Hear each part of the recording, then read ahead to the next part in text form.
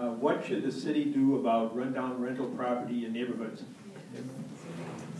Well, again, I think it was discussed earlier in the night. I think having code enforcement is a very vital part of our neighborhood revitalization efforts. I think it's got to be, it's got to be a priority. It's been something that was mentioned in the neighborhood housing task force that I know folks, were part of and talked about how do we revitalize our neighborhoods. So I think having, code enforcement and having the programs that have been in place, like the rental inspection programs and the registration for single-family rentals, and some of those are very important, and we need to continue those efforts.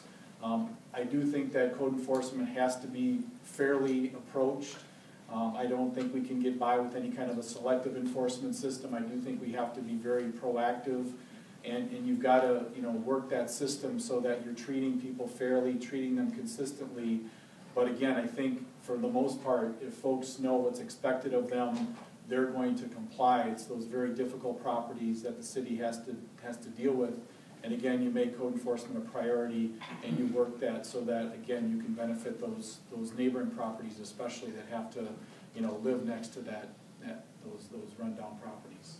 And then I think probably just real quickly, I mean, there's the other part of it, from an incentive standpoint. Again, the city has programs in place through housing replacement and housing rehabilitation. So there's, like I said earlier, there's not just one single solution to these types of problems. It's got to be a comprehensive approach, and I think you've got to take, again, an incentive side to that as well, and see if there's ways that perhaps the city can get involved and work to upgrade that housing, or to just buy it outright and make that a site for a future replacement house as a part of their program.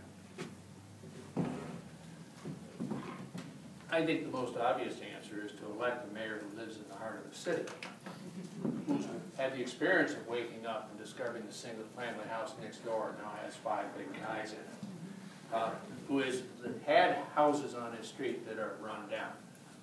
That's the key here, and that's where I'm not pursuing neighborhoods out of any idealistic thing. I live the talk.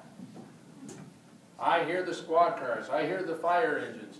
All right, I know what it's like, and as a result, one of the things I did that I'm proudest of, with the help of Dorothy Leonard when she was on the council, is we passed an ordinance that made it more difficult to just simply take a single-family house and make it into a rental if it's in a single-family neighborhood.